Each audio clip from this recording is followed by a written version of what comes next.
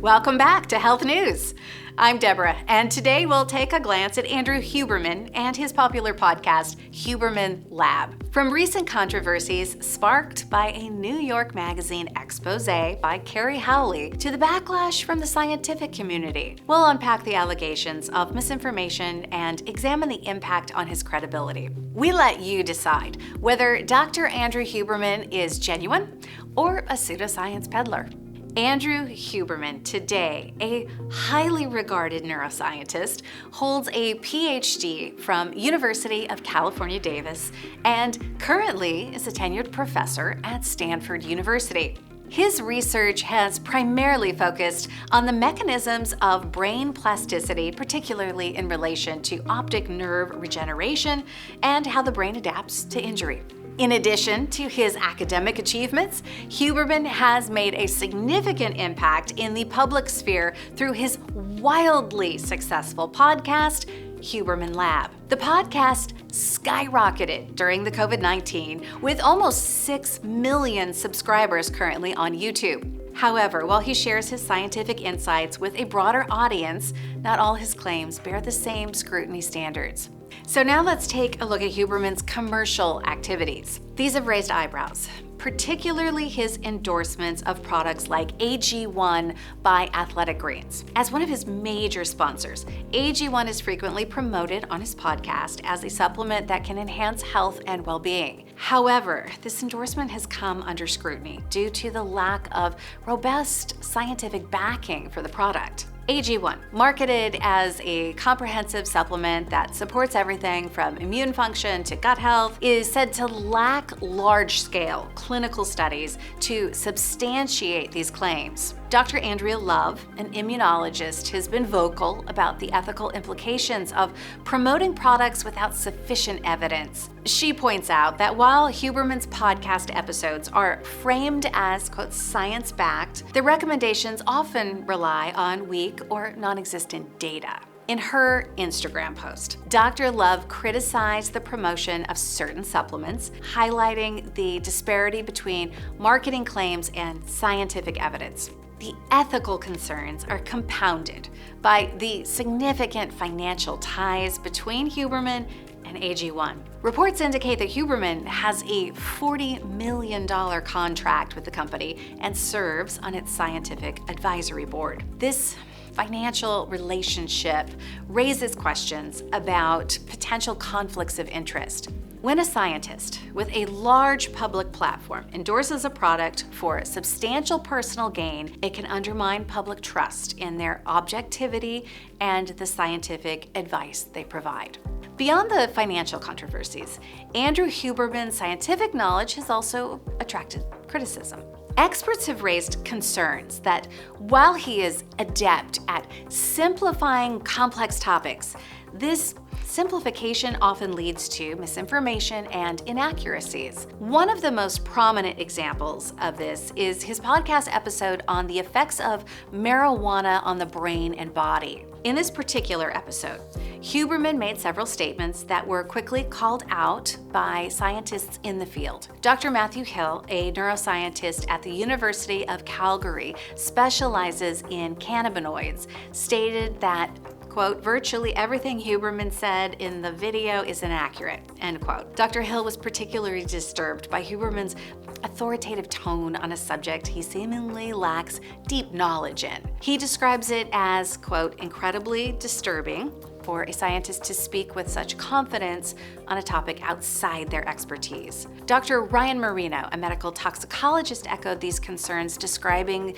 the video as, quote, 20 minutes of made-up nonsense, end quote. He emphasized that Huberman's status as an authority in science communication is, quote, absurd, given the inaccuracies he propagates. Similarly, Dr. Stephen Kortz criticized Huberman for misleading statements and underscored the importance of scientific credibility, which he believes Huberman compromises. The marijuana episode exemplifies the broader issue of scientific misinformation. Huberman conflated the effects of THC and CBD, treating them as if they were similar or identical, which they are not. Dr. Daniel Piamelli, a distinguished professor of anatomy and neurobiology at the University of California, Irvine, highlighted this mistake, explaining that THC and CBD interact with the body in fundamentally different ways. THC interacts primarily with the endocannabinoid system, while CBD may affect multiple signaling systems, and some researchers suggest that it has minimal interaction with the endocannabinoid system. This misrepresentation can lead listeners to misunderstand how these substances impact their health, potentially influencing their decisions on marijuana use. Moreover, Huberman's statements on the differences between sativa and indica strains of cannabis were also misleading. According to Dr. Piamelli, the genetic and chemical compositions of these varieties mostly overlap, and the perceived differences in effects are likely due to the presence of aromatic terpenes rather than inherent genetic distinction. Adding to the chorus of criticism is Dr. Andrea Love. She has highlighted numerous instances where Huberman's claims lack empirical support, emphasizing the dangers of such misinformation in public health. According to Dr. Love, Huberman's content often blurs the line between evidence-based science and pseudoscience, which can mislead the public and erode trust in legitimate scientific research. And finally, Dr. Huberman's personal life controversies.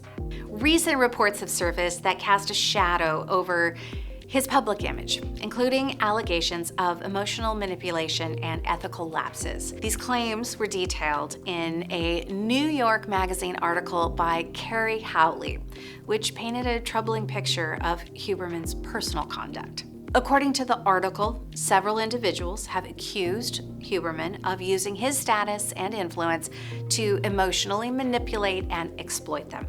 These allegations include claims of pathological lying, sexual misconduct, and manipulation. One such account from a woman named Sarah details a pattern of behavior that contrasts starkly with the composed and authoritative figure he presents on his podcast. Howley's expose suggests that Huberman's relationships have been marred by dishonesty and exploitation, raising serious questions about his personal ethics. On his podcast, Huberman occasionally touched upon his personal relationships, often discussing them in a manner that highlights self-improvement and growth. However, the allegations from his personal life suggest a much more complex and less flattering reality. The stark contrast between his public discussions and the private allegations against him has led to a significant credibility gap. Many followers who saw him as a trustworthy figure now question whether his public persona is just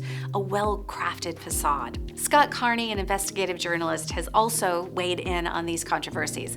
Carney's commentary further scrutinizes Huberman's character, suggesting his personal indiscretions might mirror the lapses in professional ethics. Carney's remarks highlight how personal misconduct can bleed into professional life, thereby casting doubt on the overall integrity of Huberman's work. These personal controversies may or may not just be salacious gossip. However, they directly impact Huberman's public image and the trust his audience places in him. As these stories circulate, they not only tarnish his reputation, but they also raise broader questions about the integrity of the advice and information he provides. By acknowledging and addressing these issues transparently, Huberman could mitigate some of the damage.